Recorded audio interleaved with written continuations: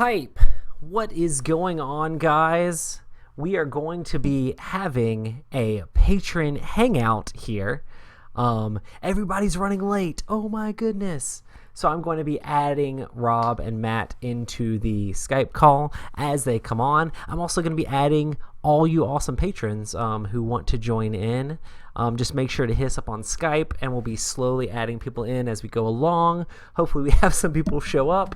But yeah, there's lots of new exciting games we're excited to talk to you guys about. So that should totally be a blast. It looks like Matt's online. Let's see if I can call that guy in. But yeah, I hope you guys are having an amazing week. And this is going to be our first Patron Hangout. Matthew, you're the only one here. Oh, good. Aren't you excited? Yeah. You're like, psych. I have not eaten a single thing all day. I'm very hungry. Dude, somebody order Matt a pizza. I mean, that would be absolutely stellar, but don't do that. Keep your money, buy board games. Sweet.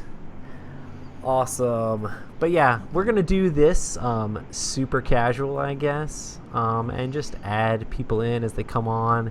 If no one wants to come on, I mean, that's cool. But hopefully we can have a fun show and mess around and talk to patrons or whatever that want to stop by. Rob should be on in just a second, but I did want to start it up at 9 because, that's a thing. Yeah. But now I have all these Epic Gaming Night dice that you gave me back. Yeah. I feel like I'm not as broke in the Epic Gaming Night dice department. I wonder if these roll as good as the HeroClix ones did. Because those dice were fire. I guess I should add Rob to this call. Because he added me. And now says he's online. Let's see if I can add him. Yes. Add to the group call. Hype. Did it work? I think it worked. Maybe. Where's everybody? I'm here. You're there. You're probably we did gonna it. have to accept. Where's our patrons? they Far have, over the misty mountains. They have cold. to add us, But yeah, if you're a patron, the link to our Patreon. Are we on YouTube? Yes. The link to our Patreon is, or the Skype address for the Patreon, Skype ID, is on the Patreon page. So make sure to add it there. Hopefully we can get some cool people. Otherwise, we can just talk about games and be real sad that nobody showed up. But we have a bunch of people that said they are going to show up. Adam's in chat, so... If nobody shows up, can we go to bed? Eat food? Go to bed? Or eat food. Yeah. Jake and Adam are both in chat, so Hey. you can go grab something to eat if you want to grab it and bring it back. I'm going to try to add some of these people in. How about I start the oven and I start making a pizza, and then when it goes off, I go back. That's fine. Yeah. Or I can do it with cheese fries. Do I want pizza or cheese fries? Damn. Pizza Hey, or cheese I fries? made cheese fries last night, and I'm not gonna lie, I would eat some more right now. So They're pretty good. how often do you eat pizza, and how often do you eat cheese fries? I ate pizza last night because I fired up the wood-fired oven and made. Then shut up and make some cheese fries. It's not even a question. Hey, You are correct. I've got some Da Bomb sauce if you want to try that out. No. That was Absolutely thrown not. away. So dude, I took it out of the trash can. He got it. But the has crazy it thing just for is I've format. watched several episodes of the Hot Ones since we did that. Right. And now I notice every time they pull out the bomb, the people struggle hardcore with the exact same one we did. And I'm like, that's the one. Like literally, And see, even when they try hotter ones, they're still like the bomb wrecks them more. So I'm just like, I was gonna if say, only we would have known. I watched the Neil deGrasse Tyson thing, and he was just like, all right. And then the next one he goes to after that, he's like, I like that one. That was great. That was pretty good. Did you try Got good the bomb? spice, got a lot of, yeah. But like, it was the one after it, or he was just like, yeah, man, this one's nice. It's good, pleasant. Kind of spreads the heat I think around. I see you guys. Hey, Jake's here. Sorry, I was just watching this John Cena entrance video. Oh boy. Jake and his wife Danielle. Yes. Okay, enough of that. Hi, can you hear me? Oh man. Are you gonna come in Absolutely. with the John Cena music every time you come on? At That this was point, from, I think I kind of have to. Okay, so apparently, can you hear me okay? Yeah. Yes. So I have, like, wireless headphones now. And I don't know how they work. But I can Sweet. hear you fine coming out of the actual technology, man. It doesn't work right. Yeah. All Seems to be working pretty okay right now. Okay, I'm going to be quiet for a second while I figure out how to get this to play through the thing that I need it to be in. Gotcha. Awesome. Yeah, downtime to the oven. To the oven. So Rob, you should totally tell the story about seeing Jake and Danielle at Cool Mini or Not Expo, because I think And that story is, Elijah. I think And that Elijah. I think that story Elijah is was there. hilarious. That story is not hilarious. Thank you. So what was it? Our 100th episode when we had Crystal on, and you were like, Crystal's totally with a draft mechanic and all that, and you're like, wait, no. And Jake hung up on us. He doesn't want to hear the story. Yeah. Yeah, I think probably Danielle hung up on us. Actually. She's like, "Oh, you're talking to those Epic Gaming Night guys? Hang up." No, Get I off. had a good game of Ethnos with them, so that was pretty fun. Let's see if I can call him back.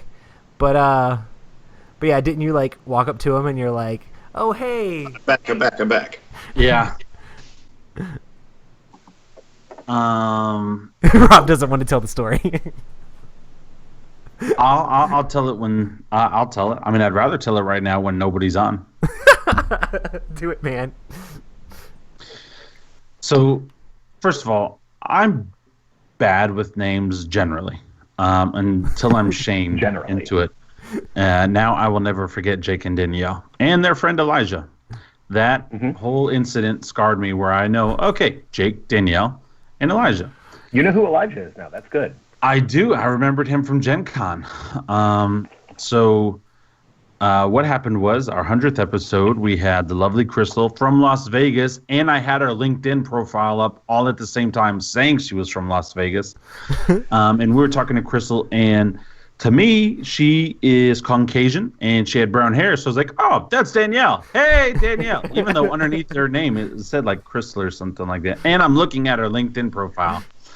Yeah, everybody's name on Skype is like underneath their things. So. But in my defense, I deal with tons of people on a daily basis being in sales, whether, whoever it is. And so names just, I can't always remember. I want to hear about the names. story of what happened at Gen Con. So, it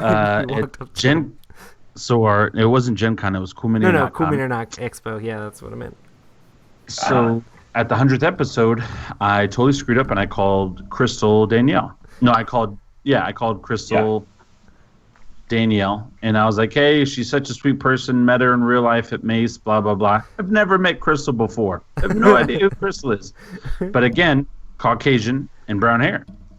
And so then at Cool Mini or Not Expo, I'm looking for my buddy I Lee, had to dye my hair red and orange just so he wouldn't confuse me with Yes. Danielle. it was that bad. And so what happened was I was running around Cool Mini or Not Expo, and Jake texted me. He was like, where are you at? And I saw that, and I saw where they were, but I was on the phone trying to find my other friend. And so I got off the phone with him, and then I started walking over to Jake and Danielle.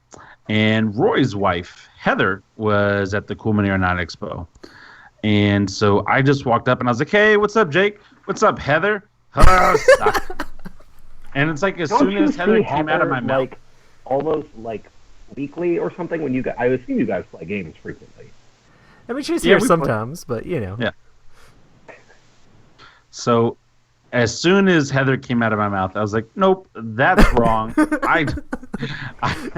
I don't know what your name is. And I do know what her name was, but again, I struggled with the name. And she gave me like the evil wife, evil mom look. Like, come on, like seriously. Come on, guys. Seriously. And I think everybody gave me that look, except for Elijah, because he wasn't on the 100, so he didn't really know what was going on. And so I got the evil death stare, and I was like, oh, Danielle. And then she called me Craig and a couple of other stuff. But she did that on purpose because Danielle really is smart and she knows people's names. She remembered my name. She just did it as a pun to get back, and I totally deserved it. So, yeah, that was the awkward Cool Mini or Not Expo. Awesome. Hey, we have a bunch of cool people in chat. So hey, Jake, how's it been going? Hey. What have you been up to, man? I am on the road again right now because that's how I run my life, apparently. It's been good. I mean, it's been like 5 days since I saw you guys. Yeah. So we've played about 35 more games of Ethnos. There you go. That's crazy. Oh, good. And you guys had it before the expo.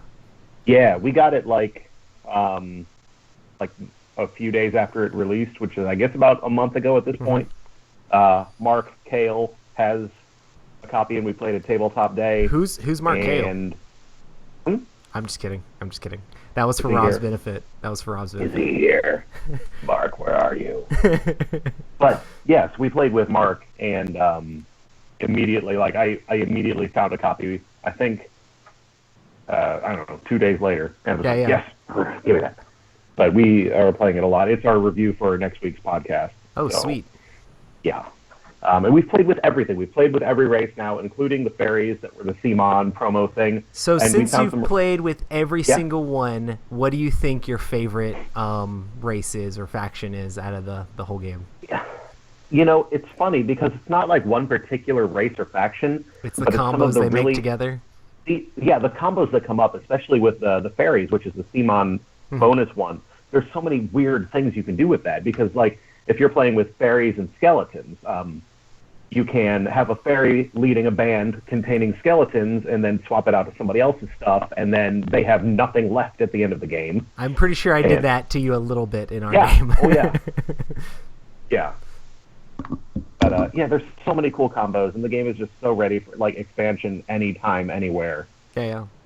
I am super glad that Cool Mini or Not already has the Fairies expansion up on the Board Game Geek store, so you can literally like pay, I think it's like $5 or $10 or something like that, and you can get it. So it's not going to be like one of those Cool Mini or Not promo exclusives that no one's ever going to be able to get, and it's going to be like $50 on eBay for like how many cards are in each of those? Like not that many. Like 12, 24 cards or something. So no Fenrir's here. Awesome. But yeah, we talked a ton about Ethnos last episode, and we had everybody raving about it in chat, so that was super awesome as well. Yeah. Hype. Is there any other games you're currently excited about, Jake?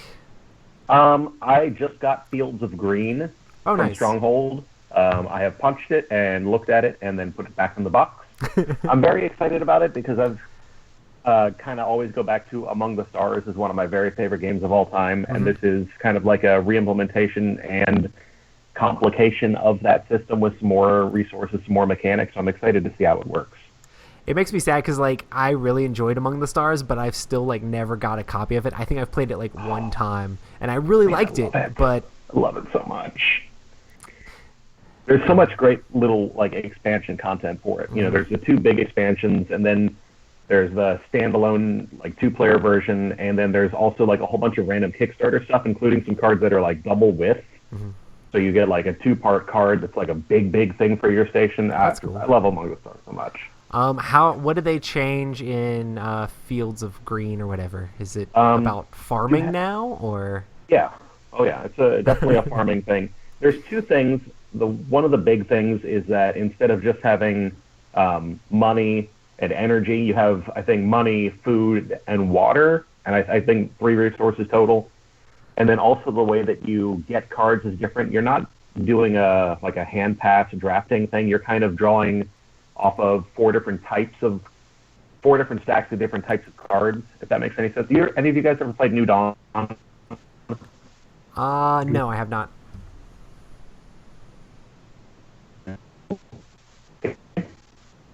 Alright, you're freezing up, Jake. I see a lot of... There we go. There we go. Is that Jake or Stephen Avery? I'm free.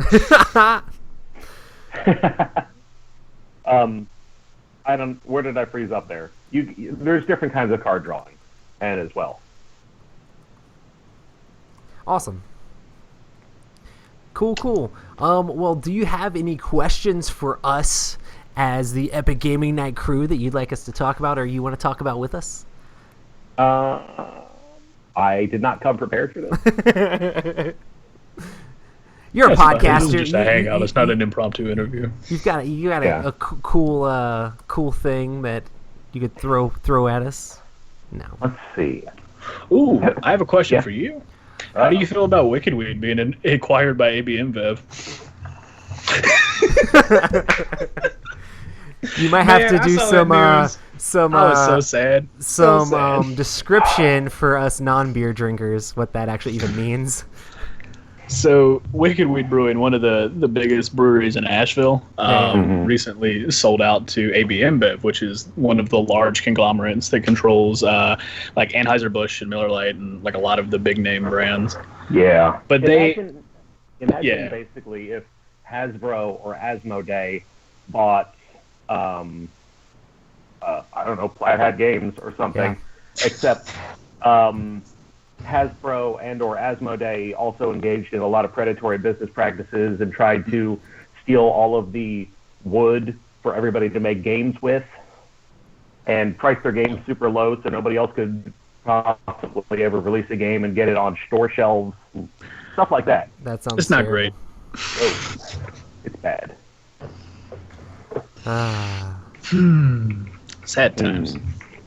Yeah, I mean, the comparison is always, obviously beer is a government-regulated industry. Board games are not. So, like, Flat Hat being bought by FQZ Asmodee, it's not terrifying immediately, but it does signal, hey, here's the potential that Asmodee could do things. They could say, you can't get Dead of Winter Warring Colonies unless you move X number of Star Wars Destiny boosters, which isn't really like a concern because they can't produce the boosters fast enough. Right. Yeah. But that's what worries me about big conglomerates buying out small things.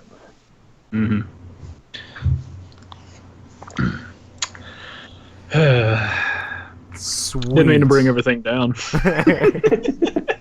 Yeah, we had to apologize to everybody at the end of our last episode. Our last episode of Draft Mechanic was we recorded 3 days after that news. So the last 15 minutes of the episode are kind of just us kind of just talking about Yeah. Oh boy. and thanks for listening. You froze up. I'm pretty sure. Every now and then I just follow you. I think it's still interesting. I think we might have lost you, Jake. I can no longer hear you. Is he frozen for you guys too? Yeah. Stupid hotel internet. It's Big Beer trying to silence him. That's what it is, right there. It's all the SWAT conspiracy. team's rolled in. They're trying to take all the Oh, hops man. so he can't make any. That's seriously what's happening, though. It's very sad. And they also actively lobby against craft beer regulation, which is basically like Asmodee going, "Hey guys, you know what? We should get rid of Kickstarter." Yeah, that would be insane. That would be insane. And Jake is out. Womp womp. Back to the oven. Womp. Back to the oven. So, Rob, how's things going with you? Seeing that we just lost everyone. Did you also lose Matt? Well, he ran back to the oven, so he's still on. He's just pizza prepping. So. It's work. Yeah. Just in fact, I don't know if I'm gonna be able to make it tomorrow now. Oh, gotcha. Got to sell all those houses. Yeah, yeah. Yep. But yeah, if any of our patrons want to join in, the Patron Hangout Skype ID or whatever is in the Patreon. Netter says she's going to join once she gets home. We need some Adam love on here, and whoever else wants to join in. is free to just hit us up on there. If you add us on there, we'll join you in, and we can talk about what games you're excited about. And you can ask us a question if you want us to answer certain questions about gaming, or just what games we're excited about. Either way works. But yeah. So are there any upcoming games that you guys are excited about, Matt and Rob? Have y'all looked into any of the new stuff that's coming out? Yeah, I mean, I'm excited to get all my Kickstarter stuff in. Yeah. Is there anything that's supposed to be coming soon for Kickstarter for you guys, or is everything just really far out? So the Deception one, right? Didn't we just get an email about that well, today? the Deception one's going to start probably couple at weeks. the start of June. Yeah. Champions of Midgard is supposed to be delivered June, July-ish. That's awesome. That's a really awesome. good turnaround. It's a fast. super quick turnaround. Giant Killer Robots was slated for December, but I think I'm in Wave 1, which is going to be before December, so it might be here Is that that one September, that we November. saw? Yeah. Where they're like super cool minis? Like that set from Weta designer Workshop. guy? Yeah, so good. So that should be here sometime this year. I don't think Gloomhaven has an ETA. Maybe Did you it back does. Gloomhaven? Yeah. I And think Hector? Hector did too, right? Yeah. That's awesome. You guys are gonna get giant boxes. That's basically what this year is. It's just the biggest board gaming boxes I can possibly buy. So So Matt's like, my collection of board games isn't like as big as Roy's or Rob's. So the best way to get it as big as fast as possible is just get the games with the biggest boxes possible. So it's just like it's huge. Literally going to quadruple in physical space. I have a good news, bad news thing unrelated to board games. My oven is preheated, but there was something inside of it that is now large, kind of foamy, and smoking very heavily. So What was that? What was it? I don't know. You shouldn't have I left small genuinely animals in don't the know. oven, Matt. No, my dog's somewhere. Poor dog. I'm upset. I missed out on the Kickstarter for Brass. Oh, I just yeah? got busy. You I were saw talking it. about it a lot. Yeah, it looks great. And then I checked my Kickstarter stuff at Cool Mini or Not Expo. Like, man, let me jump on this Brass train. I should be a day or two left. Nope, it funded like 2 weeks before that. I was like, oh, great. So I always like doing that little remind me thing, and it'll send you an email 2 days before it ends. yeah, I usually click that first. I don't know why I didn't, or maybe I did and I just like ignored it because I had a lot going on. I don't know. Oh, there's another game I backed. I don't know how it's going to be. I don't know when it's coming, but it's called Crosstalk. Huh. Yeah. What is that? So it's kind of like Codenames, but you're in 2 teams. And You're in so 2 teams in basically, Codenames. Shh, I might have forgotten that part. It's been a while since I played Codenames. Hang on, let me just try to get the synopsis because I don't remember exactly Speaking of how that, it plays. have you guys seen like the code names? Like it's either like duel or duet or something like that. Like it's literally a two-player Yeah, I saw the game prototype for it actually. of at, Codenames. Yeah. Yeah, Cool Mini or Not. Like Yeah, it's the prototype completely there. cooperative as well. So that sounds pretty awesome. So that'll be something to add to your Codenames collection, Matt, because I know you have like all the rest of them, right? Yeah. Netters, I wanted to back it though because it looks so beautiful, and I'll eventually get it once it comes out. I'm sorry, I'm talking about Brass, yeah. She was saying how she didn't back it either because she hasn't played it yet, or played her original yet. It's just this was some of the most aesthetically pleasing boards I have ever seen. Probably off the top of my head, I can't name a prettier board with the detail, and I like the dark grim of the whole revolution of the factory age. Wasn't the factory age? What was it? The Industrial Revolution. Yes, sorry. I loved all that. Like it looked so just dark and covered in coal and soot and just wood and steel. Mm-hmm. It looked beautiful, and so that's why I want to get it. And I will get it. I don't know how much I'll play it, but yeah, it You're looks like, I'll look at it. No, I'll probably play it once or twice. I want to give it a shot and stuff like that.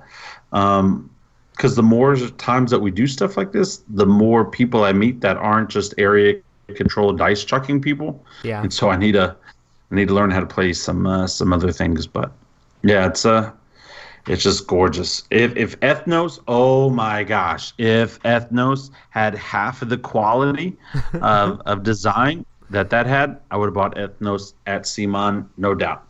But it didn't, so I didn't. What was I gonna say? Trevor was like, "Hey, you should retheme Ethnos," and I'm like, "I mean, I like the theme of Ethnos. It's just the board people don't really care about that much." Yeah. And he's like, "You should just redo the board," and I'm just like, "My graphic design isn't that great." Well, it's not as bad as what they put on Ethnos.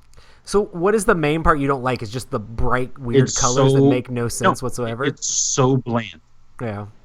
It's just you've got an featureless, island, like you've got an treesy island, looking you've things. got different colors that are separated by, you have an island that's separated by different areas based on color and a simple pastel outline, and that's it. Yep, that's pretty much it. That's it. It's got these names of the different areas on it, which match the names of the different areas on the cards that are the same color. That I'm pretty sure no one reads at all. It's just, I mean, for me to want to spend money on a game, it's got to look good. I bought games that are still in shrink because they just look good. If you want my money, make it look good. But they didn't even make it look good. And you guys are still talking about how great it is. And hearing you guys talk about it makes me want to play it. But then I close my eyes and I think about how it looks, and I'm like, nope, don't touch it. That looks dumb. Now, to both your credit and your detriment, I literally don't remember the board at all. It's so dumb. It's literally just like, it looks like grassy type whatever. Like it didn't bother me, but it also did not in any way, shape, or form impact me. Gotcha. Every time I saw the board, because I had chances to play it, I was just like, nah. Awesome. So Matt, tell us about the game that you kickstarted that we interrupted with a huge long tangent. Hey man, it's okay. I started games.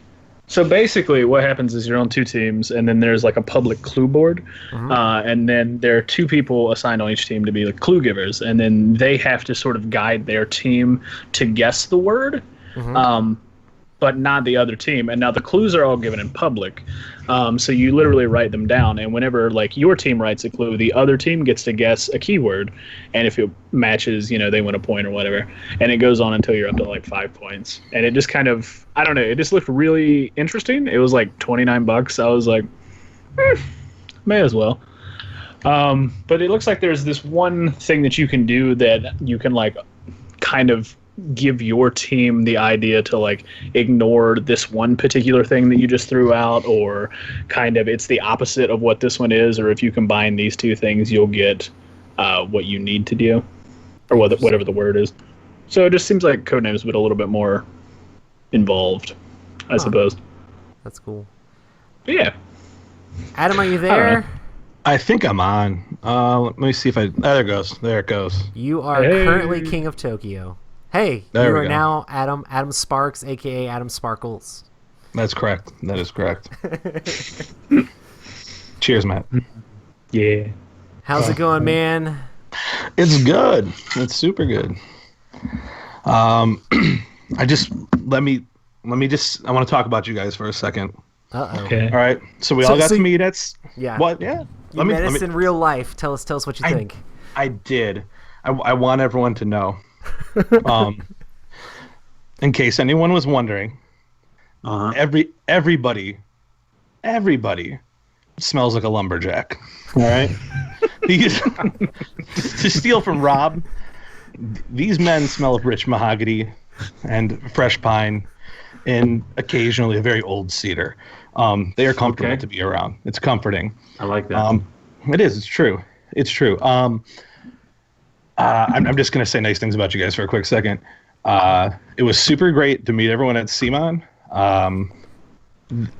It pretty much validates how much I love the podcast, just because like everybody's exactly what you expect. So when I know in chat on Tuesday, I was like, Rob's exactly like this in person. No letdown at all. Oh, so true. It's so true. Thanks, man. No, you guys were all excellent to be around. I had such a good time. It felt just like the slightly Tingly. It did. It was tingly. We were. It was like being in chat, but our hands could touch. So it was amazing, and I really appreciate how friendly and awesome you guys were. Like I got in, and Rob and I saw each other for 3 seconds, and we're hugging, and that was it. I was kind of off for the whole trip, and I saw quite a bit of you guys, and I really appreciate you guys kind of making me feel like all right for being like the weird guy from chat who like showed up in Atlanta to kind of hang out. Dude, I was stoked because I was like, "Hey, our mod's here!" So I'm pretty sure like I introduced you to my wife or something like, "Hey, this is the guy who helps mod our chat" or something like that. Yeah, that was exactly it. And then she was like, "Yeah." She's like, "I have no clue what you're talking about." Yeah. I try not to think about that. Like,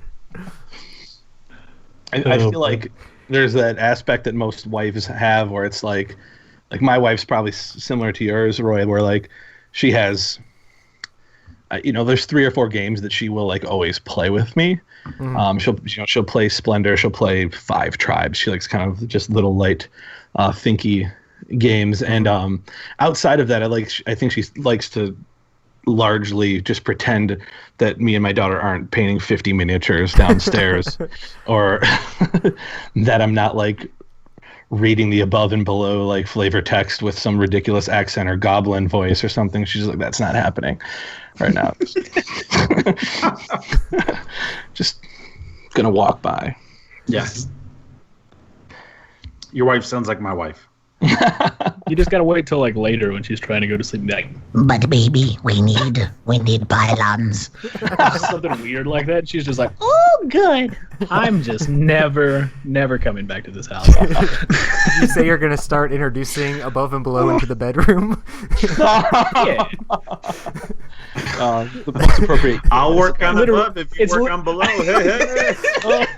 I was gonna say it's literally a choice, baby. Above or below? What are we doing tonight? How is this going? What you got going on? All right, and after the choice, build then we some read the structures. passage, and if you have enough lanterns, Man, then you can get Oh, the better build some choices, stuff the up better top. tiers. we're gonna go down below and explore.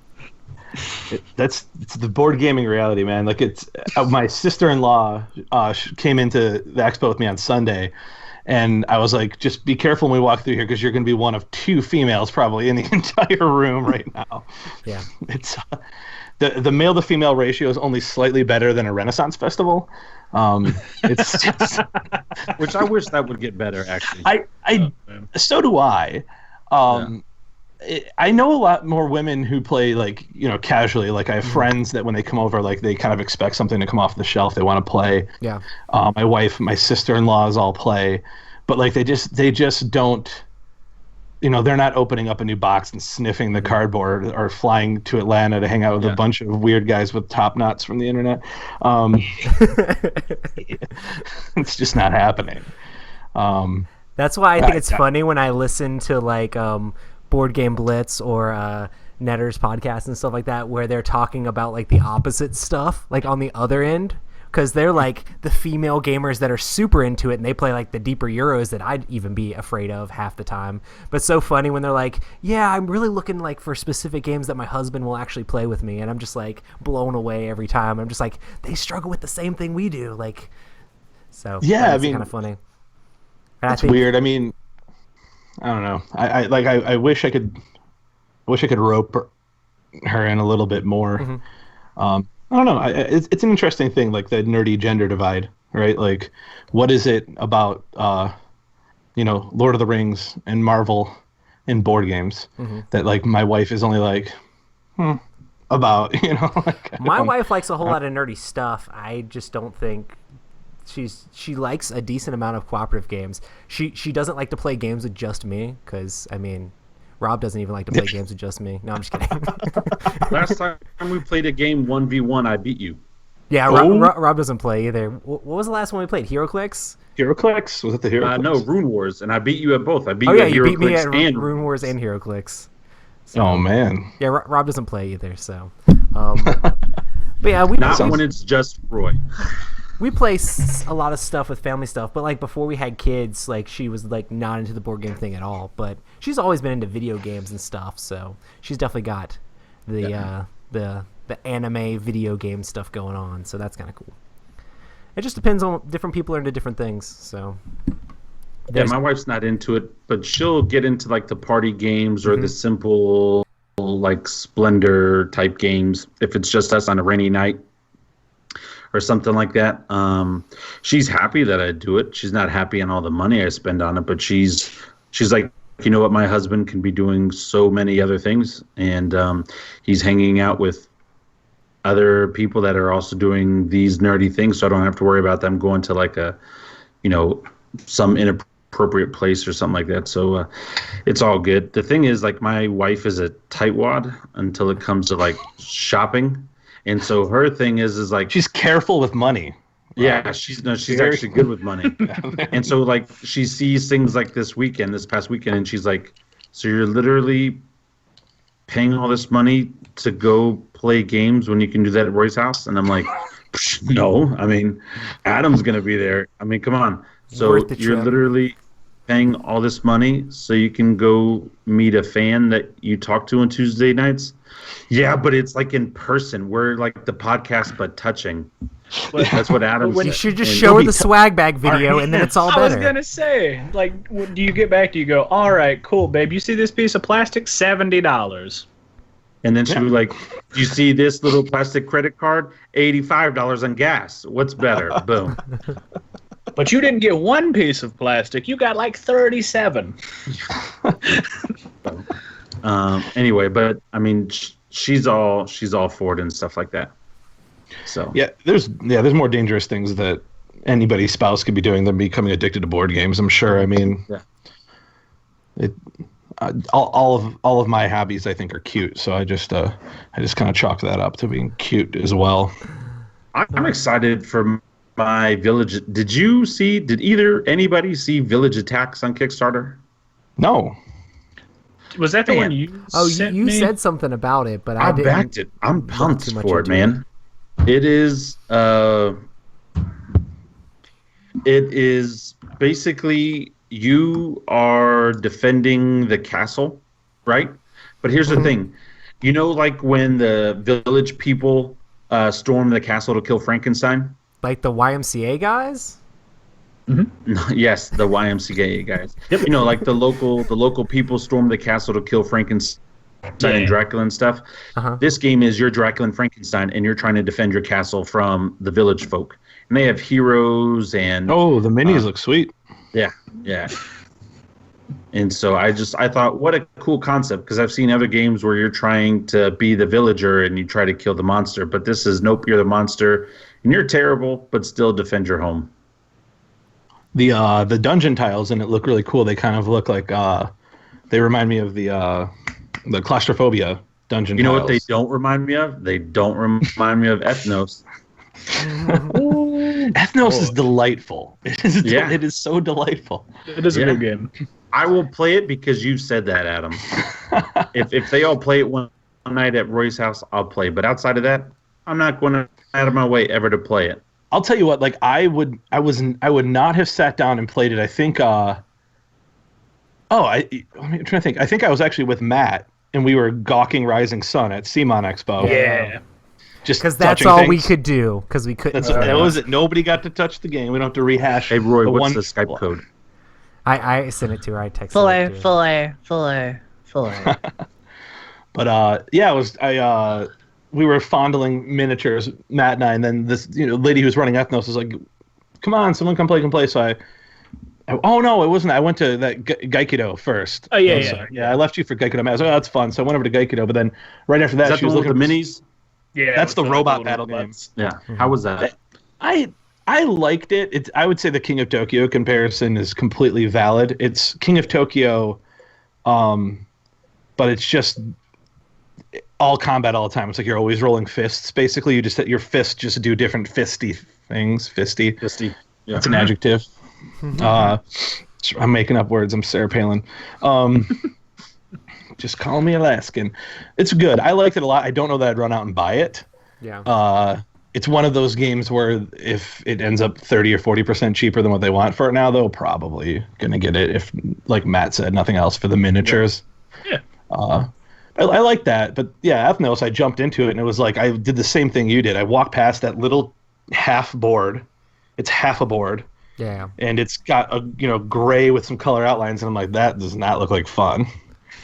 But man, once I sat down and played it, like, call me a sucker for like rummy mechanics, because the trick taking and stuff to play the armies was just such a blast for me. I just love the satisfaction of those kind of combos.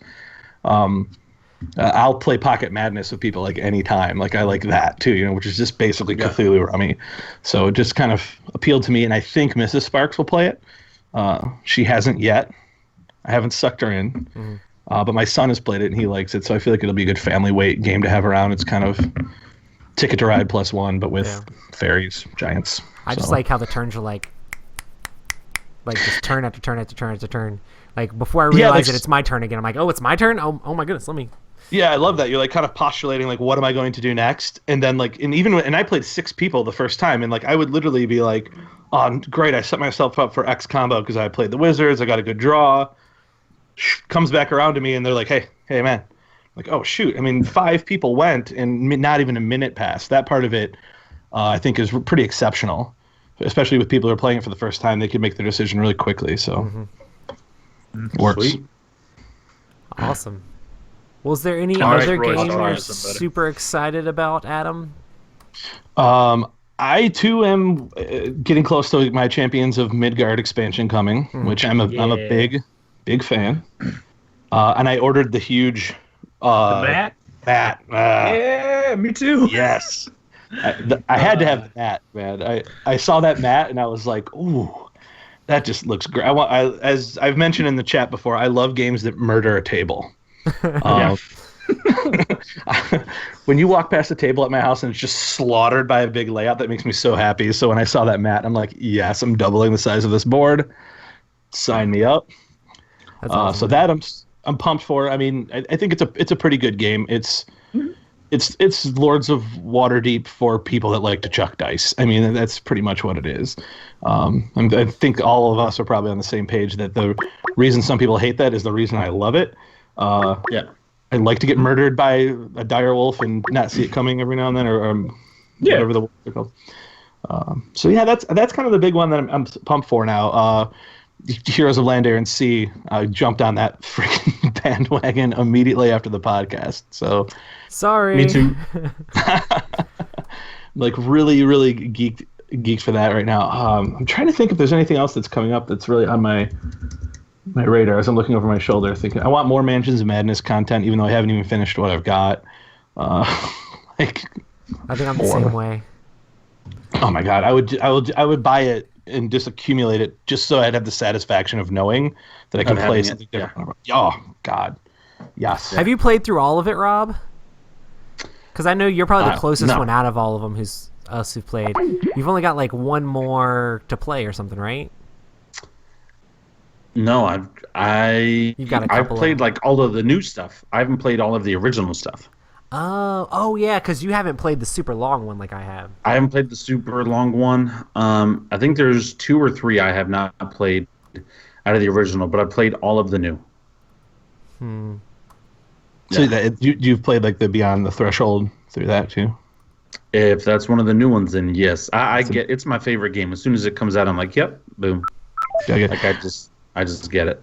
Yeah, all the bits of it seem to be sold out everywhere because Game Store doesn't have it, and if you go on Amazon right now, it's like $180 just for the core set, I think.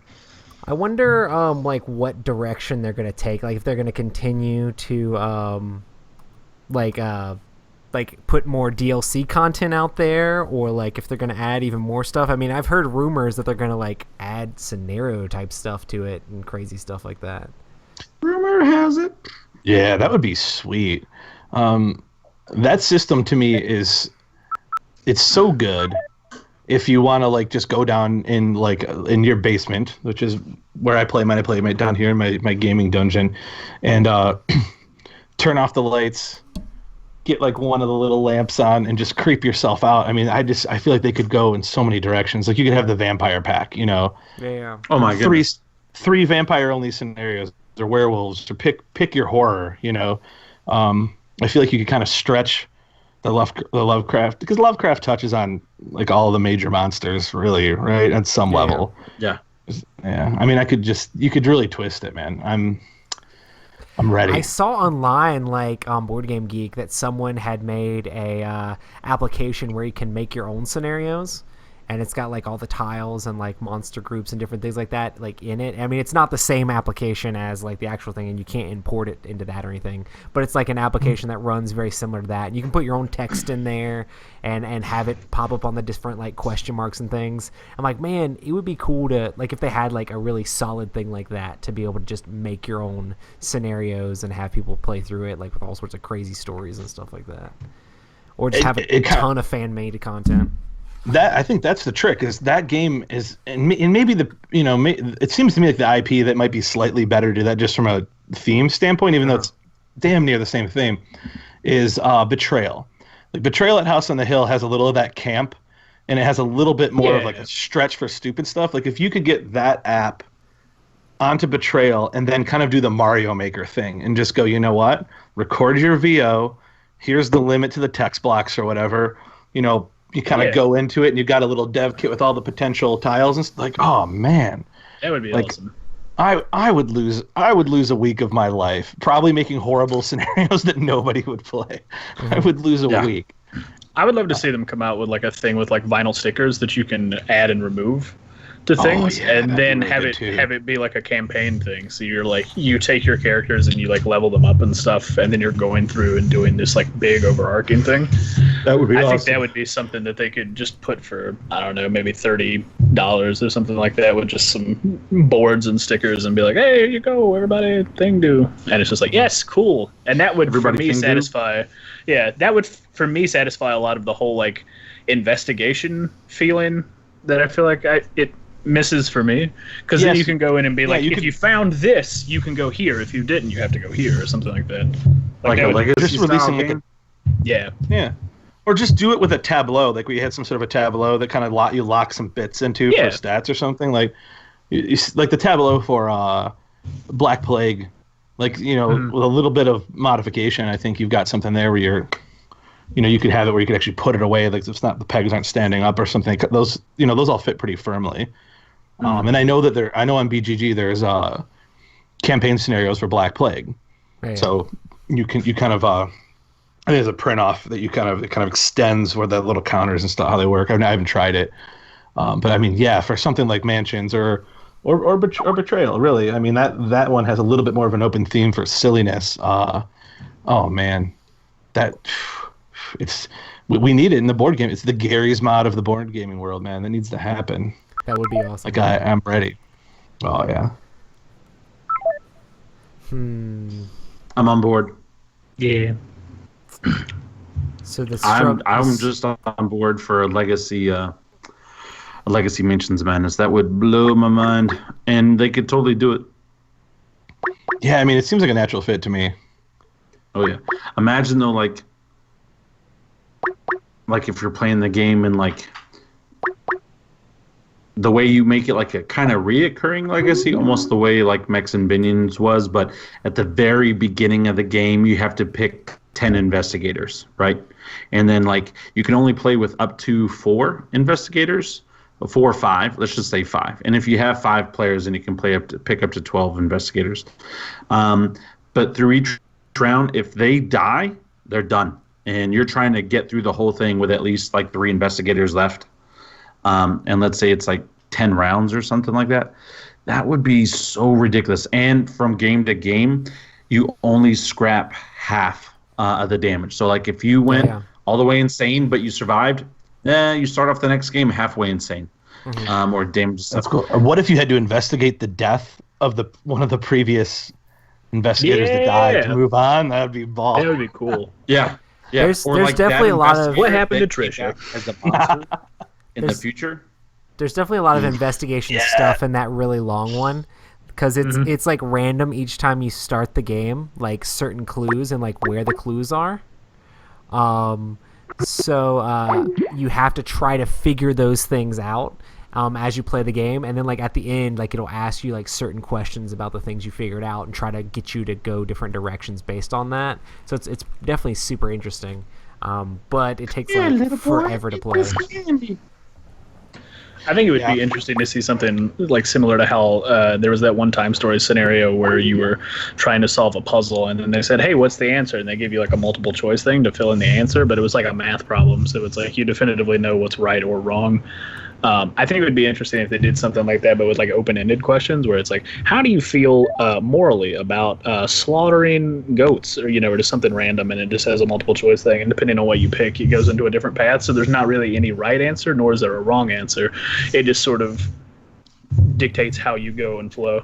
The struggle is real. I tried to add Netters in like 37 times and it wouldn't let me. Oh, I feel great about this now. Yeah. All right. And Netters, then, you're my favorite. Yeah, Netter's always because you have to like work late most nights, right? So in the Well, chat, also you she's come in San Francisco. right. I am. Yeah, so it's 6:53 for her right now. Yeah, it is. Hey, so you made it home from work a little bit early to be on the I Patron did. show. Hype. Yeah, I know. Well, I was supposed to get off at 6:30, but I never can tell with the traffic. I'm sure. Yeah. Oh, Bay Area traffic. Yuck. Yeah, I know. Tell me about it. Ooh, And by the way, it smells pretty musky in here. Oh, yeah. I like Is it all that lumberjack smell? It It is. does. Smells like flannel. No one's wearing flannel though. No. We smell like a sawmill, like a sawmill with just slightly sweated in cotton. Just So know, whenever this we would get to be the a part good where show. Rob, you Especially have if to that's it. read or do Netter's like shout out, are you going to start off like she's a lumberjack and then switch it up halfway through, or like how's that going to work? she smells like rose petals. You'll be very ambiguous about what her gender is for a little while. No, Netters does Don't smell assume. like a lumberjack because I'm not sexist. Women can cut down trees. For That's sure. right. For sure. It generates a large amount of testosterone. If you That's ever want to right. fight something, go cut down a tree and then punch things. Yeah, Honestly, so I will- honestly, you could probably do a better job of getting a beard than I can. Everybody's always making fun of me in chat about my beard here. So Just give Yeah. me a couple more years and I'll work on it. sweet. Yeah. So no, I'm interested though because Chicago's got good food and San Francisco's got good food. A little battle of the not pastry per se. What is San Francisco known for? Like to me, when I think of Chicago, I think of deep dish or their hot dogs. Rice-a-roni? Rice-a-roni? No, it's The known San for Francisco garlic treat. fries. Garlic Is what? fries and Why the sourdough youngest bread. guy laugh at that? Got it. And Yeah, I rice like roni. rice-a-roni. I Yeah. actually, It was pretty good. yeah, bro. Especially when you like add your own stuff into it. Man, now I want rice-a-roni. Awesome. Netters, are there any games that you're currently super excited about? Oh God, all of them. You're like, I like board games, all the board I games. like them all. No, oh gosh. Well, I'm not going to Origins or Gen Con. I'm not going to any of them until BGG Con, like Gotcha. after Essen. So Yeah. I have a long ways to wait. But I have been hearing a lot about Ethnos from you guys and from all over the internet too. So I'm looking forward to it as far as trying it out, but I'm not fooled by that artwork. Yeah, it's bad. There's no doubt. Yeah. It's not good. I mean, I don't think it's the board itself. I mean, the board is just, it looks like a prototype, like it's not even done, like no effort was put into it. It's like But first also- edition Letters to Whitechapel board. Like, Yeah, and then the artwork on the cards too, like the characters, I'm not really, like the borders and stuff too. I don't know. I mean, like It nowadays, seems rushed. right? Nowadays we're getting like so much cool art, cool artwork and everything. I mean, minus Terraforming Mars. I was just going to say, are you defending Terraforming Mars to, No. to dig at Ethnos? You can't really do that. No. But I mean, there's like other games out there, and especially like a Fantasy Flight game. It's just those games just have a lot of good art, a lot of good minis and everything. And Well, then, and a lot of Cool Mini or Not games have amazing art. right. Yeah, some of their games are art over content, to be Yeah. fair. art over mechanics. Yeah, And this potion went the exact explosion. opposite. It went mechanics over art. Yeah, I guess so. Yeah. But you got the grizzled and everything. I mean, it's like they're known for the artwork on their games too. I played that this weekend. How was the Did grizzle? you win? No, we didn't win. He said he was playing the grizzled. Obviously, he didn't win. Yeah. Well, we made it to like the 4th round. We got pretty far, but what ended up happening is everybody taking wounds, and so like we started the 4th or 5th round with like we could all only afford to put out one of each card, and nobody had that. Nobody could make it. It was terrible, but it was a fun game. You were playing with the expansion, right? No, we didn't even play with traps. It was still rough. That is Yeah. right. No, it's- And I have the brutal, expansion still in Shrink. Oh man, it's a very brutal game. I Yeah. really It's like the gorgeous. expansion because it makes the game like gives you a little bit more of like a variety of like actually having a chance to win because you can go on like hard or easy mission type things. You can scale the difficulty a little bit with the expansion. The base Makes game it is easier. I mean, you can make it easier if you want to with the expansion, but it also makes it like a little bit more varied too, which is kind of cool because you're trying to do specific things with these different quest card things that come up or mission cards that come up. So it adds a little bit more variety to the game, but also gives you more opportunity to do better things as opposed to just getting killed in the trenches all the time. Yeah. I still haven't beaten that game. It frustrates the heck out of me every time I play it. Oh yeah, it's tough. I like games that kill me. I'm sadistic like that. Like, Yeah. if a game kills me a bunch, I feel like I'm really going to get my money out of it when I finally beat it. I mean, Absolutely. I love that. I do like the challenge as well. Like I like losing until I learn to win or until I do something like that. Like that's one of the things that frustrates me so much with Roy and Blood Rage. Roy's a good player. He's a good player, don't get me wrong, but he's not like the best in the world, but it bothers me. He probably counts his points for glory after a fight. He probably does, but Roy does not miss a point. But like I want to keep playing until I beat Roy. I don't care if he beats me 100 times after that, but it's just like it's an accomplishment. Like I'm that type of person. Like nope, I've got to keep going until I beat this or until I reach the climb at one time. Like I can't not do it. Are you guys like that at all? About beating Roy? Yes. I'm going to show up to a Yeah, like convention, everybody's just everything. going to have sticks, and they're just going to... Starting to be like, Yeah. Roy, we want to play No, but games. just We'll like- beat you. Roy will be like, I've got to do media stuff. I'll be back later. No, I totally feel that same way. Like, there's some games out there that it's just like the Grizzled, how we were talking about. I mean, it frustrates the heck out of me, and I haven't touched it in quite a while. But I'm still waiting for that moment when I do beat it, because then Yeah. I could just be like, there you go, Yeah, Matt feels... and then just put it away forever. All right, Netters, let me ask you a question. All right. If you could play, you've been listening to the show for a while now. You've had to put up with all of us. You've gotten to know Adam. If you could play €1 with us, or one, not even Euro, but if you could get us to play one game with you, what would it be? Right now, Concordia. Ooh. Was that like a Concordian? Is it a wine game? An accordion? It's Concordia. It's got, speaking of bad artwork, it's another game with really bad artwork on it, but it's great. Sounds like Ethos. And it's a 5-player game, so it would fit us all well right Oh, now. this is the table. Yeah. Yeah. Okay. So what Yeah. are the main mechanics for Concordia? So you're playing with a deck of cards, and we all have the same deck of cards. So what you got is you got a hand. You can use any cards you want. You play one at a time, and it's all based on area control, and based on where you're at, you're trying to spread out your cities by colonizing these different areas. These different areas produce different items, like wheat, and bricks or whatever. And then you exchange that for money. And then with that money, you can purchase or hire new people, which are new cards, to add to your hand. So it's a deck builder with area control.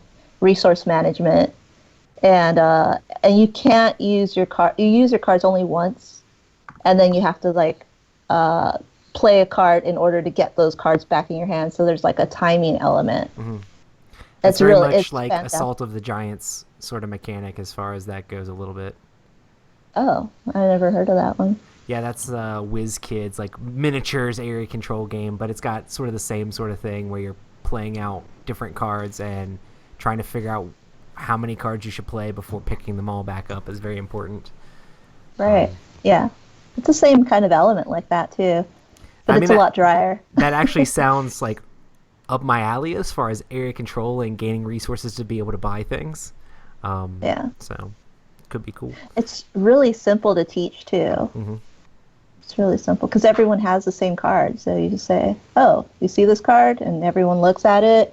It tells you exactly what you can do on the card. So. Gotcha. Yeah. Got another question. Is it very symmetrical altogether? Like, does everybody start with kind of like the same resources around them, or is the board a little bit different? Or is it? Yeah, everyone starts in the center, and then everyone has the same cards, and you pick and choose what you play, depending on where people go and stuff. Mm-hmm. It evolves differently every time you play it. Gotcha. Yeah. What are you gonna say, Rob? All right, I got another question. Can we ask questions? We can ask questions. Well, unless Nader says you can't. Netters, can I ask a question? Sure. So, when I get off this podcast, I've got to stay up late because I've got a lot of work to do, professionally and personally. And I'm about to rock out to some music. What would you listen to get those creative juices and like not fall asleep juices going? I'd probably. Oh, and this is for the group. This is for everybody. Oh, okay. But you first, because you're a lady. Sure, thanks. I would go for right now. Probably like a Tom York, "Atoms for Peace." Mm-hmm. Okay. So it's kind of like it's not Radiohead. It's more like kind of like beat. And, no, I know Tom York. Oh yeah, Tom York, and then but "Atoms for Peace," the album. Okay. Mm-hmm. What about you guys?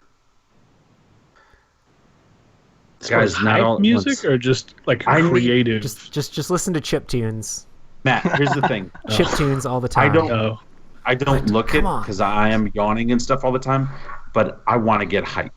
Like I want to get hype. Like I almost want to throw on some old school Little John and some old school Queens of the Stone Age. Oh, get that Queens of the Stone Age out. Yeah, and like maybe old school Tom Petty, or even just like some like episode 3 of the Star Wars soundtrack where it's just like all the fight scenes. Like, Mark Hale's here. Never mind. I don't care anymore. Oh, Mark's here. Never mind, guys. Oh boy. Mark Hale is the ethnos of our listeners. Great structurally, but not a whole lot to look at. Is that the joke? Yeah. It's actually a really good person. But Rob just doesn't think much of his aesthetic. Oh, man. He's mechanically sound just boring to look at. Is he like your opposite, Rob? Rob's like super handsome, but really a terrible person, and Mark's not as handsome, but a good person? Is that what you're trying to say? Not going to 100% disagree with that, but terrible can be a lot of fun. Depends on what you like to get into. Yeah. Listen, I went to college. Some of the worst people were a blast. This guy's not graduating, but Saturdays he's pretty good. You know, there's that dude. You gotta listen to some Soundgarden, some Chris Cornell, some Temple of the Dog tonight, Rob. Since Chris Cornell just died, that's true. Get your '90s call out. He died in my town, man. How did he die? Was it? What'd you do, man? Was it OD? Himself. He killed himself. He did? Yeah, it sounds like he hung himself. That was my second compact disc that I ever bought. Was Bad Motor Finger. Man. So yeah, I loved the Soundgarden. You know, as the old man that I am, when I was a kid, man, that was jam. That was pretty rough. Yeah, I mean, it is. It's sad to see somebody like that go, but I think like at this point, like I think this is such a board game topic as usual. The digression wins. Like, what do you call it? Early to mid '90s frontmen are just all dead. Like, none of those guys are gonna hit 60. Like, they're all gone. I don't know, man. Look at freaking Rolling Stones. They've done more drugs than most people. That's the '60s guys. They're all alive. Yeah. It's the early '90s. Like Eddie Vedder's the only one left of like the big ones, right? Scott Weiland's dead. I think so. Lane Staley's dead. Chris Cornell's now dead. Kurt Cobain's dead. I was like, wow, that's kind of weird, man. Like my junior high is just destroyed right now. Hey, you know who's not dead? Come on. What is the? I know everybody liked it. Both Hall and Oates are alive. This is true. Who was the group? Can you take me higher? Creed. Yes. Scott Stapp. Scott's not dead. Hey, No. they had a couple songs that I jammed out to. They had a couple songs that was a band that you loved, and then you had to pretend that you were embarrassed as they started to get embarrassing. Like if you're like the right age, you like, oh, this is sweet, and then like you started to realize that it wasn't like cool. same thing with Nickelback. It was like, oh man, they have a couple good songs, and it's like, oh, it's just getting so bad. Please stop. See, I have a theory that Nickelback is kind of a lie, though, because like they still make a ton of money. They sell a ton of records, and if you Google them, the first thing you get is Nickelback hate. But dude, there's clearly more people that love it than hate it because that dude's a gold mine. Yeah. I think there's just a bunch of like Nickelback like in the closet lovers. You know, everyone says they hate them, but really they go to all the concerts. I like some of their songs. Overall, I'm not crazy about them, but I'm not gonna lie. If a certain Nickelback song comes on, I'd rock out for a little bit. I'd enjoy Look it. at this graph. I'd karaoke to them. Oh yeah. Oh. You know what a band nobody's mentioned in a while is? Creed. You missed it. That's what you just said. Man. Dang it. You just missed it because you walked away. You had to go smell your pizza, and you missed the Creed reference. I had to flip the French fries over in the oven so they bake properly. Oh my god, we slipped Blind Melon in while you were gone too. We were just like, Blind Melon. Who else? Who else is it? It's you know who I 3 Doors Down. Oh yeah, that's Hillbilly Creed. That was yeah. That's all. Hey. Oh, you guys ever heard of the White Buffalo? No. He looks like Matt a little bit. The dude can. He's got one of those like raspy, deep voices. You guys, all right, do you know The National? Like if I say The National, do you know who I'm talking about? Yes. Okay, he sounds like Matthew from National, but it's like a little deeper and raspier. Was Modest Mouse a 90s band? Yeah, that's more early aughts, I think. Yeah. Yeah. Maybe 99. I remember their song Float On. I used to jam out all the time to Float On. Nathan in chat says Smashing Pumpkins. Oh yeah. Billy Corgan's alive. He's alive. For now. He's an evil person, but he is. He makes good music. 9 Inch Nails is still alive. He's in New Orleans. Yeah. He's kind of up to that era, right? A little bit.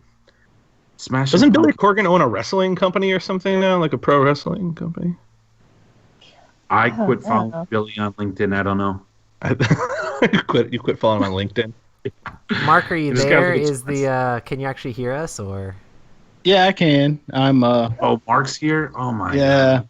I don't know. I'm having a problem with the webcam there. He's hiding on the video because he wants to be. Because I blocked you. Rob don't want to admit I'm more handsome than he is. That's what the problem is. Bro. I would strongly disagree. Mark doesn't want all our fans to move over to his side. I'm the most That's right. Yeah, see. in all the world. Actually, wait a minute. Let's see here. Let's try this. Oh, I think I might be there. Oh, snap. I'm pulling a Steve Avery here. All right, since Mark's here, I'm going to go run an errand real quick. I'm just drive over to Matt's house and check on his pizza. Yeah, dude. Adam's about to ban Mark out of the Skype. No, I'm just kidding. No, You can click out the top oven. I got to go put my girl in bed. I'll be right back. Cool. It's typical. I show up and Rob disappears. The thief game will never happen. It is easy to vanish when you're the shadow of Roy Kennedy. Oh. Wow. Oh, man. You said it, not me. You Chris felt that last weekend. Yeah, no, I said last weekend I'm Roy's bodyguard.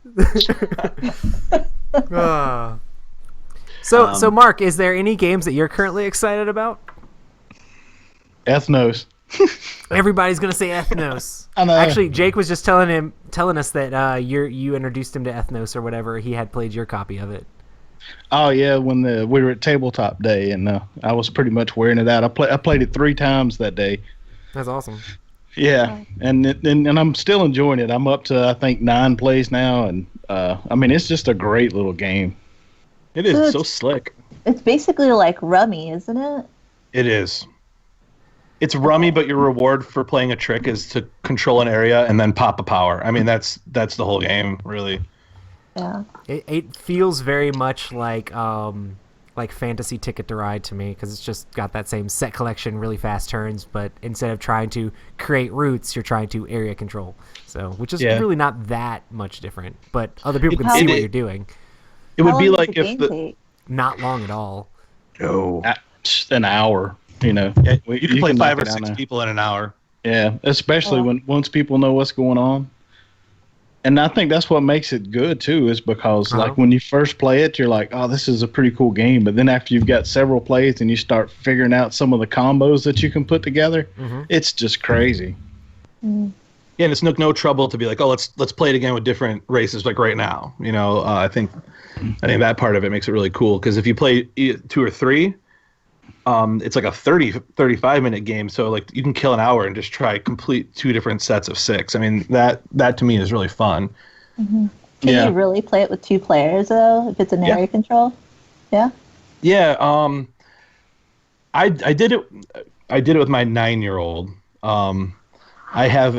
My 9-year-old's pretty crunchy. He'll play a little bit of everything. He tends to he loves. He's beat me at Blood Rage. He's beat me at Inish. Like legit, beat me at these kind of games. So he grasps pretty good. But yeah, it wasn't bad. What happens is that when you play with 2, you only play 2 ages, and then so you play kind of one less round. And if you don't challenge somebody in an area, like if you just let them have it, they get to take the score from both that age and the previous age. So it really incentivizes you to like not let somebody be in there alone. So it kind of forces the challenge rather than let you guys just spread the map out and share it, which I think is pretty smart for a game like that, since the map itself doesn't scale. You don't like turn off an area or anything. Gotcha. Okay. Awesome. Cool. So as Timothy Gay would say, it scales great. I'm pretty sure Tim just loves anything that has that Cool Mini or Not sticker on it. Yes. If it's got Cool Mini or Not in the corner of the box, he's the hype man for it. You got to challenge him to a dice rolling game, Roy. I've never seen worse dice rolls in my life. I played Black Plague with him on Saturday night, and it was the first time he played. And about halfway through, I mean, I've never saw more 1s or 2s in that game. It was unbelievable. We played Massive Darkness, and my dice rolls weren't doing that great either. I mean, they weren't doing bad. I think it's just because I was fighting a giant spider with a dagger, which was not necessarily a good idea. Oh, did you post that on Instagram? Yeah, that miniature looks sweet. The miniature looks awesome, but we got wrecked in that game. So. And you said you were a little bit meh on that, right? It was fine. I think honestly, I might like Black Plague a little bit more, but I'm not like Rob likes a lot of those smash 'em up like button masher games. Like I'm a little bit interested. Like I love Ameritrash stuff, but for some reason like those games are not super exciting for me. But it was fine. I wish I could have collected more items, I guess, and upgraded my character a little bit more. You've got like this whole like tech tree of powers you can unlock as you get experience. We didn't get too deep into that, but I was hoping they were going to be a little bit more exciting than they were. It was literally just like add this little tiny power, this little other tiny power, and I'm like, I want to do awesome things. I want to do epic things. I mean, I love cooperative games like Eldritch Horror, where you get to like upgrade your character and upgrade your stats and try to find combos of items to take out all these crazy like mysteries and missions all over the globe. But I feel like if I'm going to play an adventure game, I'd rather play something like that than just chuck dice at each other. But I know Rob loves those games, so I'm on the opposite end of that spectrum, I guess. I don't know. Yeah, I understand. I kind of go back and forth with them. We talked about this when I was on for 100, but I like I got claustrophobia, and I've been playing a bit of that. And one of the things that it does, I think, better than a lot of those, move through the tile, chuck a die to kill something or kill each other, right? Thing is that each scenario gives you a much more specific set of tools. Yeah. But then with the option to maybe supplement a little bit with a search or not, and it makes it feel a little less punishing for like having basically just bad searches from a random deck. Which is, I think, something that you get a lot in dungeon crawlers. Like sometimes it's like, oh man, I had like really good critical hits on like 3 monsters in a row, but like our Black Plague, like I have to get the Dragon Bile or I'm dead. Yeah. And sometimes you search for half the game, you never get it. I feel like I could like even the mechanics if they just injected like more story into it or something. Like the objectives you're trying to do, like there was something you were trying to solve, or they just had a lot more narrative in it. Because like games like Eldritch Horror, like you're constantly just reading all these random encounters you do, but they're always these like long like narrative like weird things that are happening to you. And I feel like Black Plague and Massive Darkness and stuff like that are mostly just like, oh yeah, you have to get over there to do the thing, and it's just like, okay, and then more monsters spawn, you flip over a card and it just spawns the monsters. It's not like you flip over the card and read the narrative of what's happening to spawn the monsters. It's just like, oh, you put those figures on the board and now you have to fight them, and I'm just like, do you think a game like that would be better if they did something similar to like like what Plaid Hat has done with Crossroads? I mean, it seems like it'd be a real easy implementation to a game like Zombicide, where like in between player turns, you kind of flip this random event card, and it gave you maybe just a social choice or an in-game choice to change the way the next thing might happen or what door might open. Yeah, I love the Crossroads system. I wish they would put that in more games because it just adds so much to it. My like dream thing is to put a Crossroads system into Game of Thrones 2nd edition and make it like this campaign game. That's what I want to do. Rob's like, do anything to Game of Thrones 2nd edition, please. Just add more to the game. I would love it. We'll call it an expansion and make Rob happy. There are 2 expansions they put out for it were terrible. They were just so basic. It was just cards. It basically changed but the they player do add count something. a little bit. Yeah, the 4-player makes the game playable at 4 players because it's not playable at 4 players really if you don't have the expansion. And we played the 6-player expansion one time, and I mean I have to agree with you on it. It's not really. I mean, it's just you start in different places. That's basically it. Yeah, but they could have added a whole nother board. They could have added so many other factions to the game and other stuff like that, and they didn't. And now Cool Mini or Not with a Song of Ice and Fire is gonna, I mean, it's a miniatures game, so I don't know if it won't be the same, but still. Yeah, it's a little different. Well, here's the thing though, if Cool Mini or Not has the rights now to do a Song of Ice and Fire, then they could do a board game. Like if they have those rights, unless their rights are only for a miniature market, where it's maybe not as in contention or something like that. But if they have the rights, what they had said is that they got their licensing the license from someone who has the miniatures license. So I think it strictly has to be a miniatures, and they are not allowed to say the G word. That they're not allowed to say Game of Thrones whatsoever. It has to be a Song of Ice and Fire. So so did we lose Mark? I guess so. Rob murdered him. Rob came back and he just hung up. Like that was rough. That's true. That's what I do. But yeah. So Netters, your eyes are like glazing over all the dice chucking.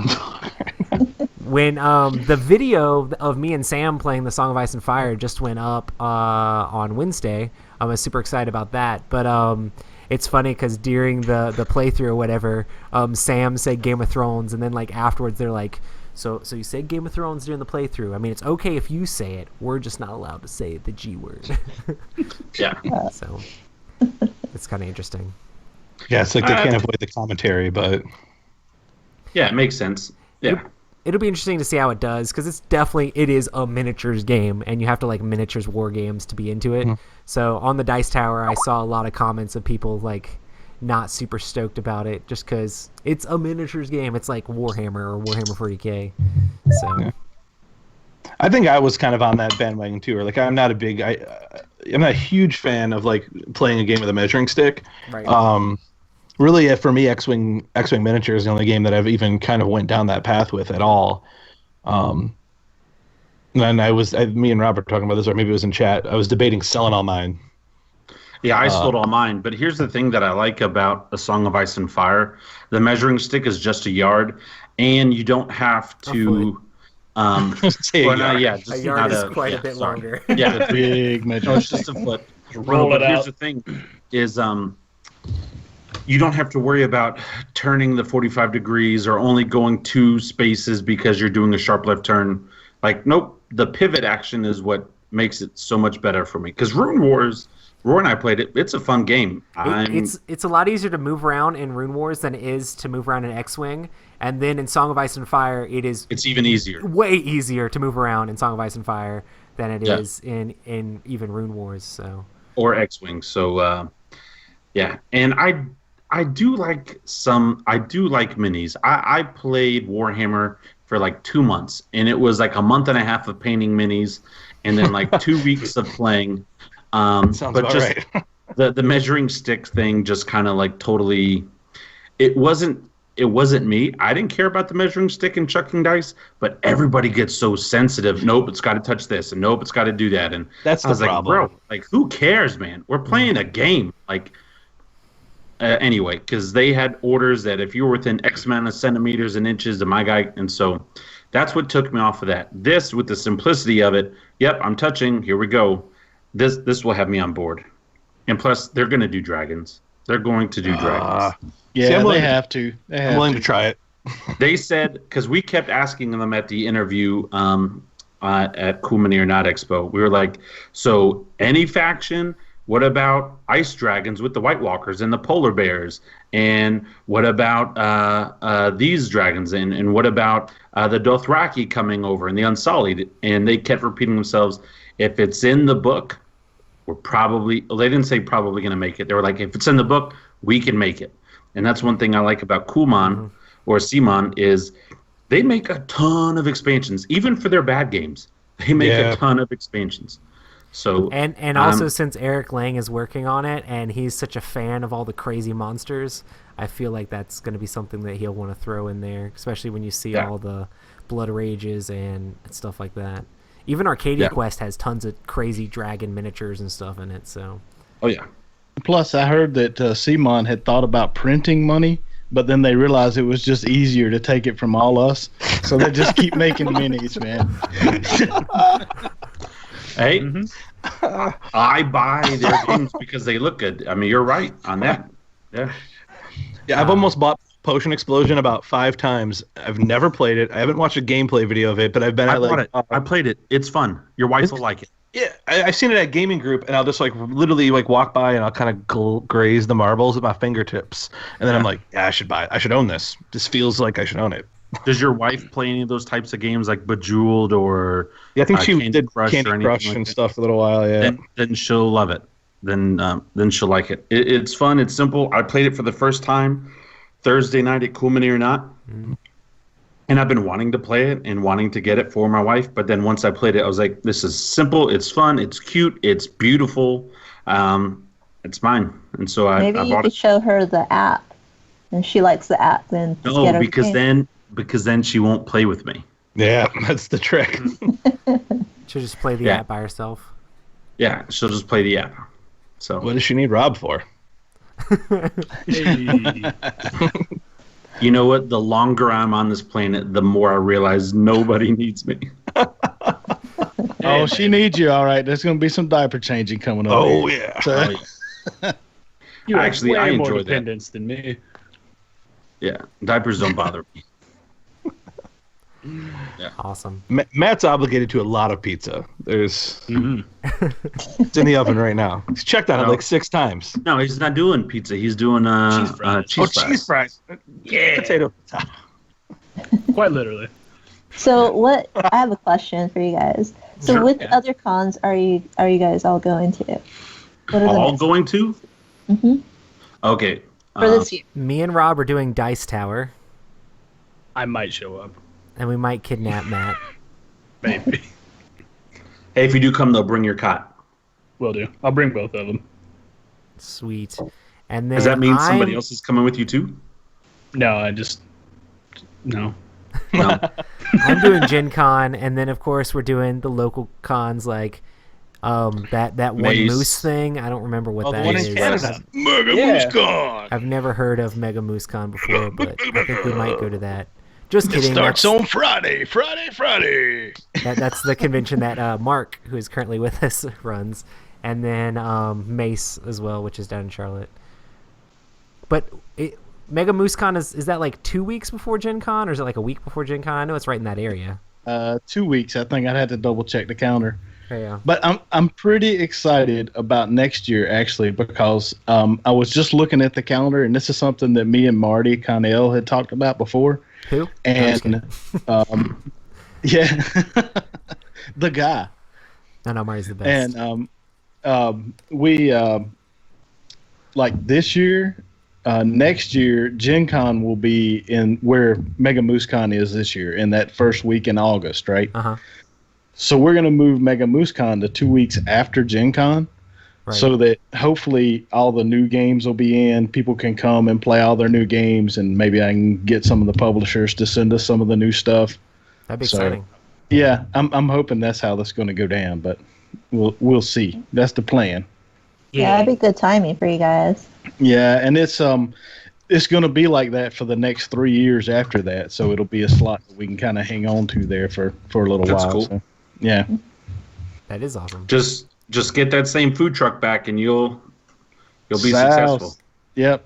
I actually had a vendor this year that I went up and I was like, hey, y'all coming back? And she's like, well, our sales weren't all that great last year, but we did have a good time. She's like, but there's 2 things that'll make me come back. And I'm like, what's that? And she's like, is that food truck coming back this year? And I'm like, yeah, he'll be back. What kind of food truck are we talking here, Mark? It's you can look them up online. It's Sal's Roadside Eatery. They do like pitas and stuff, but they just do their cheeseburgers are evidently phenomenal. That's what everybody's like. Man, their hamburgers are so good. So It's really good food truck food. good food truck food. Yeah. I don't trust pita bread that's not from the Detroit area or the Middle East. So Oh, you like that? You like that Mercury water pita bread? Oh, that's Flint, and it's lead. That's completely different, Rob. It is. It is completely different. Shockingly, that's about 2 hours for me. That's it. I'm coming to Canada for Mega Moose Con, so I'll be there. It's not exactly how that works. Oh, But I actually did last year. A guy from Atlanta had hit me up and he said he's like, hey, I do math trades, so if you want to do a math trade, I'll run it for you. And I was like, oh, that's great. I appreciate it to take one thing off my back, And I said, but if you want, I'll give you a badge for running the math trade, because I really appreciate it. And he's like, no, I don't think I can make it. But then like 2 days later, he sent me a geek mail, and he's like, hey, yeah, I'll take that badge. I thought that Mega Moose Con was like in Canada or somewhere like that. I didn't think there's any way I could go, maybe Montana. But he's like, it's just a couple hours for me. Yeah, I'll be there. So, and he came, Mark, man. I thought the same thing when it first started coming up in chat on EGN chat. I was like, this has got to be near me, because I'm in Michigan, and I'm like, this has got to be like up north or in Canada or something. Yeah. Yeah, Mega I can Moose see Con is where in people- South Carolina. Yeah, I can see where people would get that, but oh man, Holy. Yeah. Matt just showed a plate of cheese fries that he's not going to share with any of us. Dude, that's got to be the Absolutely next not. EGN T-shirt. Is just like a big cheese fries logo. And, yeah. Dude, Adam, were you here back in the day when Matt was talking about how he's like 85% cheese or something like that? Oh, I think I remember that. Actually, Dude, Oh, man. where's that song at? Dude, that was there- before I listened live, though. I think that was before I listened live. literally somebody made or I had said something crazy like during the podcast, and Rob was like, somebody needs to cut that up and put that into like a song, like a remix song. And one of our listeners like made a remix song. And if you go back to the specific episode, like the song is actually on our YouTube channel, but it's hidden, but it's in like the description of that episode. So it's so good. It's so silly. But yeah, slightly not safe for work because he remixed what I was saying into a little bit creepy things. But I was like, oh, this is good spirited. I'll put it up anyway. It's hilarious. But yeah, good times. Awesome. Well, one thing we were going to do during this is do a giveaway for Inish for the patrons, because we had everybody vote on which game they wanted us to review. We haven't reviewed it yet, but we are going to do the name drawing for the winner.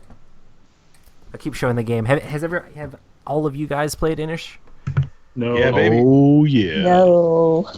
So Netter's I've been wanting to though. Netter's I like, saw pull it, my but- name. Awesome.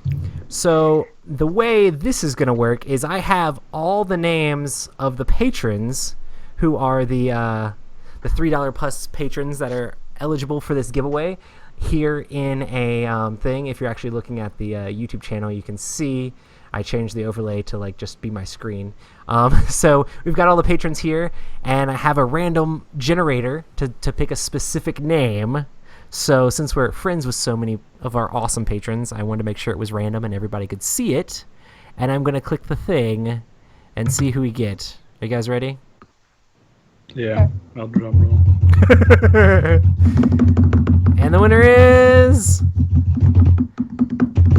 Oh, the website's not working now. Literally, I clicked the button and nothing happened. Oh, and it looks like it froze. Oh my goodness! It's Annette! Oh, really? It literally says Annette Villa. How do you pronounce your last name? Villa? Villa. Sorry about that. Oh. But, as everyone can see live, there is the name, and there's the people. So, that's what randomly... Have you played it before, Netters? No, she was just saying how she wanted I've been to. wanting to play it. Congratulations.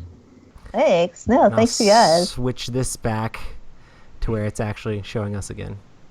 Are we supposed to devalue this with our signatures or no?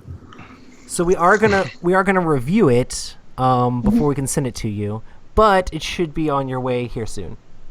Cool. It's such a great game. It really is. Have you played Kemet or Cyclades? No. Either of I those? haven't. Yeah. I had it set up. I saw it set up at BGG Con, and I was watching people play it, and they were doing the whole demo. But I couldn't get it in for the demo, so I just watched them play. It's got a real good and Matagot, the maker of the game, they're really good at this. But it like ramps up. It's like you think it's just kind of chugging along, and you've got like 6 more turns, and then all of a sudden you're like, oh, Adam's getting ready to win. What are we gonna do? And then everybody starts ganging up on them, and then next thing you know, 4 of the 5 people have win conditions, and you're just trying to figure out who's going to finish. It's it great. definitely has like this checkmate system where you have to say that you're going to win the game before you can actually win the game, and then everybody gets to dogpile you a little bit. But it's very abstract as well. So yeah, I think it's a game that's super pretty, but it plays really abstract. I mean, it doesn't feel as much like an area control game as it looks. But I really like the drafting, so... Oh, yeah, the cards... Oh, we talked about this last week. The cards... Oh, yeah. It's the... Rob hates it, but the cards are beautiful. Oh. I like that you can't just go in and like steamroll somebody, because no, not even close. Yeah, if you do, you're taking victory points away from yourself, right? Yep. Yeah. I mean, if you go in and attack somebody and kill them, you're like, oh, that's good, I crushed them. But now I'm really far away from my victory condition. And I feel like half the drafting is just hate drafting so other people can't get the cards. Oh, that definitely happens. 100%. That's So you're just like, man, if I take the attack cards, I might not be attacking people, but at least they can't attack me. So when you go into a region, if you march on a region too that has, say, 2 other players in it, I mean, that whole kind of like going around in a circle and that kind of diplomacy before the fight is such an interesting system. When you first read it in the rulebook, you're like, wait, like how is this going to work? I can decide not to fight, but then you can, but you can't. and then the last person has to ultimately say that the conflict is over. So they still have that kind of retreat option, so they could come in and beat somebody up, and then kind of back out and go back to a region that's more important to them. So I don't know, it's definitely a different bird, man. It's like a totally different take on that kind of game.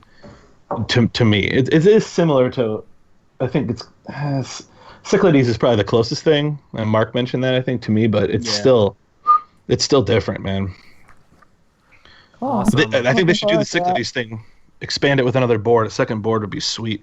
So I'll hit you up on the Patreon to get all your information and all that stuff. So we should be good. And hopefully I'm trying to get Matt and Rob set up so we can review it super soon. So Yeah. All right. Awesome. So crazy that someone who is actually on with us is the person who won it. So It's not a setup. I know. Well, Oh, that's man. why I made sure to show in the stream the random chat with all the names in it, and it randomly selected a name, so we're good to go. It would have been me if it wasn't my stupid video was up. I'm so miffed. I was just talking to Donald Dennis the other day. It was working fine. I didn't have any problems. So, all right, enough about that. Awesome. Cool. Well, I guess we've been on here for over an hour now. We can go around the horn and everybody can talk about their different things that they do. I know we had Jake from Draft Mechanic on before. Make sure to check out him and his wife Danielle's podcast. They talk about draft beers and board games. So if those are things that you're excited about, you can listen to them complain about the beer industry like they were doing. Yeah. before. It sucks. Yeah, make sure to check out Draft Mechanic for all that stuff. It's really cool because they do like things where they pair beers with different board games and stuff like that. So if you're into that sort of thing, super exciting over at Draft Mechanic. So, Adam, what about you? What are you getting into? Oh, man, I don't really have anything to plug. You can go ahead and plug your Instagram. You got some cool pictures over there. Your photography company. Yeah. Yeah, if you're in the greater Detroit area, you want to fly me somewhere, I do take pretty for a living, although most of my Instagram is on my phone. You can hit me up on Instagram at the Adam Sparkles. I have switched it since my last appearance on EGN when I got about 50 direct messages. That's you? Yeah. Like, yes, that's me. So it's the Adam Sparkles. Or if you're really bored and you want to see what I'm doing in education or science or weddings, you can hit me up on Sparks Adam. Sparks has an E. Sweet. What about you, Mark? Jinx. I'm just doing my con planning. You know, if you want to find me, basically I'm at Mega Moose Con all over the wilds of the internet, Instagram, Twitter, Facebook, website www.megamoosecon.com. Not in Canada. Not in Canada. We're not in Canada. We're in Richburg, South Carolina. And Awesome. So, yeah, I hope everybody can make it. It's August the 4th, 5th, and 6th. And it'll be a good time. Sweet. What about you, Netters? Hi, yeah, Netters Plays, so Twitter and Instagram, Facebook, YouTube, also part of Meeples Included, Instagamers Network, let's see, Friday, Favorite Friday, I keep on What's the forgetting video for tomorrow? Oh, yeah. Drafting. Yeah, drafting. Is it too late to and- send one? You can send it to me now. No, you can send it to me at least by tomorrow this. morning early. So Yeah, so Favorite Game Friday, and then the Dice Tower. Dice Tower is just recent on Board Game Breakfast. yeah, I saw you were part of that. I was super excited that all of my Favorite Game Friday crew is infiltrating the Dice Tower with all their other things. So Yeah, we are. We're all over the place. We're kind of spreading like wildflower now. hype. Awesome. Well, thanks all of our awesome patrons who made this Patron Hangout possible. We're going to have Yes. these quarterly. We're also going to be doing our review game that our patrons get to pick quarterly. So if next time you want to be able to vote for the game that we're going to be giving away, our patrons voted on Inish this time, and we're going to get the games in, we're going to review them, and then we're going to send them out to one of you guys. So make sure to check that out at Epic Gaming Night or patreon.com/Epic Gaming Night, and your support helps us a ton be able to keep the lights on at Epic Gaming Night. So everyone is And also awesome. eat.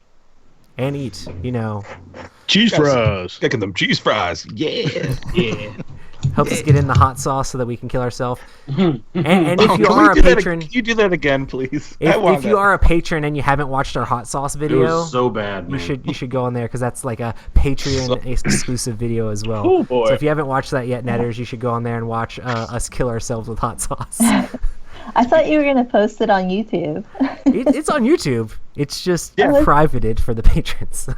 Oh, okay. So, because I'll it's have to not check really it out. 100% board game related. We pretend like we're playing Skullville, but we really yeah. aren't We- at all. we- We gave Oh, up the like once we started dying. Eurogamer matters. They murder Skull.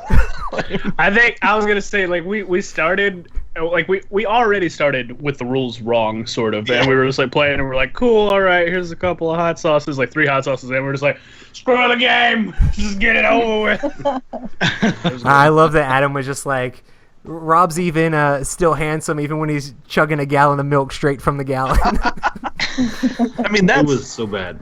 that's a patriarchal man thing to do. Just I didn't Chugging care. milk straight from the thing. Oh my gosh. I yeah. didn't care. If you were in a bathrobe, it'd have been even better. And Matt making the hottest hot sauce. We thought it was not the hottest hot sauce. Thanks, Matt. Yep. I mean, technically, so if you noticed when you watched the Hot the ones. hot, yeah, It's not the hottest. the bomb isn't the hottest. It's still just the still like worst. third from the hottest, but It's because definitely the it's worst. like all chemicals. It's a battery It acid. didn't isn't even. it? It did That's what it not tastes taste. like. It's just like all extracts. I also still have that bottle if anybody wants me to ship it to them. You don't. You don't. Send it to me, Roy. I'll Sell it on I'll eBay. do it. It will. It will You'll wait make till your we get stomach. famous and you can be like, this Do is you Epic like- Gaming Nights. Do you like hot stuff, Adam? Yeah, I mean, like I don't like to murder myself, but like I like my sriracha. I like my hot sauce, Yeah. salsa and stuff. I mean, like I'm not like somebody who's like, oh, that's too garlicky or whatever, that's too hot. But I don't know. I mean, I'll try anything once. I don't know. I'm I almost. really like I'm hot almost sauce, and that willing stuff to is terrible. mail it to you. Like get it from Roy, mail it to you, and I would just love to see a video of you trying it. Yeah, dude. Text me after this. I'll send you my address. And, Can we do that, Roy? Yeah, I want Yeah, I to still have it. I'll make It's a on my 30-second counter. clip for you. Yeah, Patreon special. Chat mod eats hot sauce. Adam don't sparkle no more. Send me your sour candy. We'll do that really close up. You know, Oh yeah, that'd be a fun one. I have sour candy in a large amount. Oh, is that what we had when man. we went to Gen Con last year? Yep. I was killing that stuff. As Awesome, it turns out, I don't everyone. eat a whole Well, lot. we normally do these podcasts or our podcast on Tuesday. Make sure to check those out on our normal time at 9 p.m. Eastern time. And hit us up on all of our Instagram and Twitter stuff at Epic Gaming Night. And we shall see you all next time. Thank you guys so much for putting up with us. We really do appreciate it.